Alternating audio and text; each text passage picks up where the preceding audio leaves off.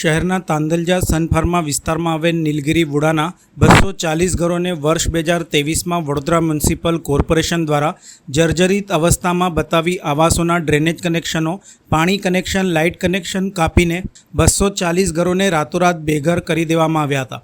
આવાસો બનાવવાની કામગીરી ચાલુ કરવામાં આવે તેવી રજૂઆત અવારનવાર કરવામાં આવી હતી અને 3 જુલાઈના રોજ પણ વડોદરા મ્યુનિસિપલ કમિશનરશ્રીને આ સંદર્ભે આવેદનપત્ર આપી રજૂઆત કરવામાં આવી હતી.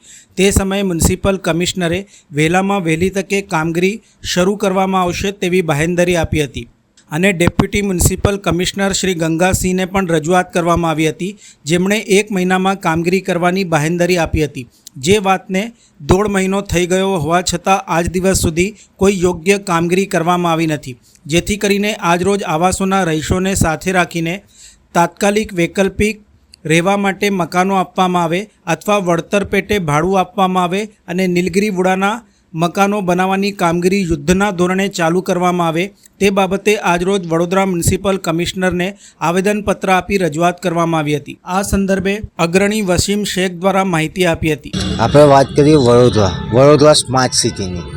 સ્માર્ટ સિટી બનાવવા માટે વડોદરા મહાનગરપાલિકાએ અનેક પ્રોજેક્ટો કર્યા.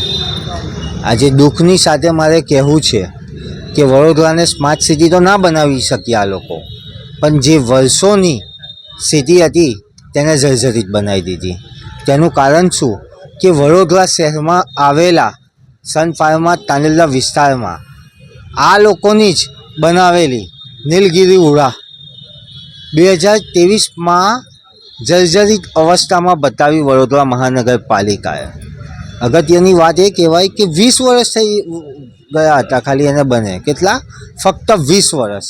અને 20 વર્ષમાં તે આવાસો જર્જરિત થઈ ગયા. સૌથી મોટો પ્રશ્ન તો એ થાય કે એ આવાસ બનાવ્યા હતા કયા કોન્ટ્રાક્ટરે બનાવ્યા હતા, કઈ કામગીરી કરીને બનાવ્યા હતા, એના ઉપર કોઈ સવાલ ના કર્યા. અને પબ્લિકના, જનતાના, ત્યાંના રહીશોના ઘરના ડ્રેનેજ કનેક્શન હોય, પાણી કનેક્શન હોય કે લાઇટ કનેક્શન હોય, કાપી નાખવામાં આવ્યા. અને સ્થાનિકોને ભરોસામાં લીધા વડોદરા મહાનગરપાલિકાએ ને તેમના અધિકારીઓએ. આ લોકોને બાહેધરી આપી કે 2 વર્ષમાં તમને મકાનો બનાવીને આપવામાં આવશે. આ ગરીબ લોકોએ તે લોકોના ઉપર વિશ્વાસ મૂક્યો ને આજે આ લોકો જોડે વિશ્વાસઘાત થયો છે. વિશ્વાસઘાત એટલા માટે થયો કે 2 વર્ષ થઈ ગયા હોવા છતાં આજ દિવસ સુધી નીલગિરી વુડા બનાવવાનું કોઈ કામગીરી કરવામાં આવી નથી, તથા આ લોકોને કોઈ વૈકલ્પિક વ્યવસ્થા પણ આપવામાં નહીં આવી રહેવા માટે. ન તો કોઈ વળતર, ભાડા પેટે વળતર આપવામાં આવ્યું છે.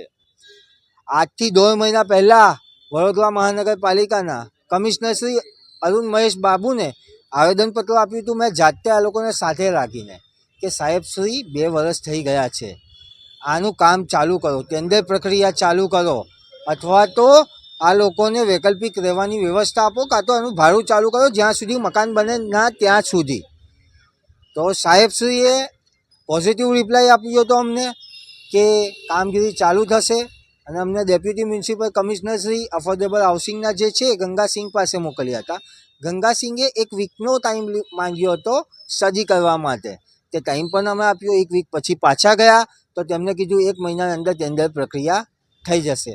આજે 1.5 મહિનો થયો તો આજે જ જવાબ લેવા આવ્યા કે ક્યારે ટેન્ડર પ્રક્રિયા થશે, ક્યારે આવાસોનું કામ ચાલુ થશે. જો આવનારા સમયમાં આ ગરીબોના માટે કોઈ કામગીરી કરે નહીં તો અધિકારીઓ વિરુદ્ધ જન આંદોલન કરવામાં આવશે.